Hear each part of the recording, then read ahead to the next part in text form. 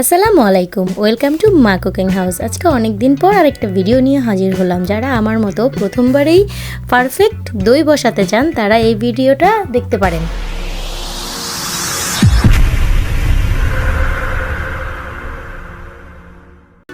তার জন্য আমি প্রথমে হাফ কাপ চিনি নিয়েছি, তার থেকে অর্ধেক দিয়ে ক্যারামেল তৈরি করে নিয়েছি। এবার এতে আমি 1 লিটার লিকুইড দুধ দিয়ে দিয়েছি।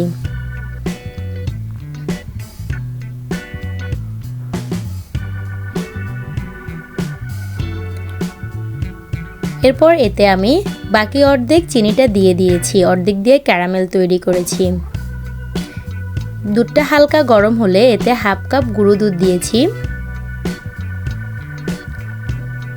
ভালো করে মিশিয়ে নেব।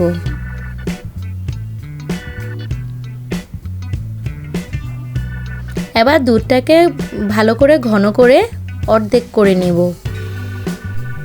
ঘন হয়ে গেলে দুধটাকে নামিয়ে ঠান্ডা করে নেব। এবার একটি দোকানের কাপ দইগুলো আনবো। দুধটা হালকা গরম থাকতে দইটা ভালো করে দিয়ে ভালো করে ফেটিয়ে নেব।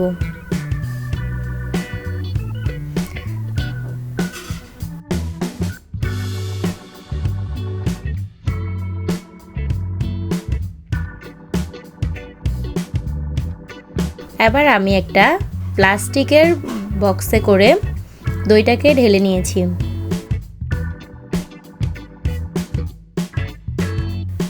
সারা রাতের জন্য এবার আমি একটা তোয়ালে পেঁচিয়ে রেখে দিয়েছি।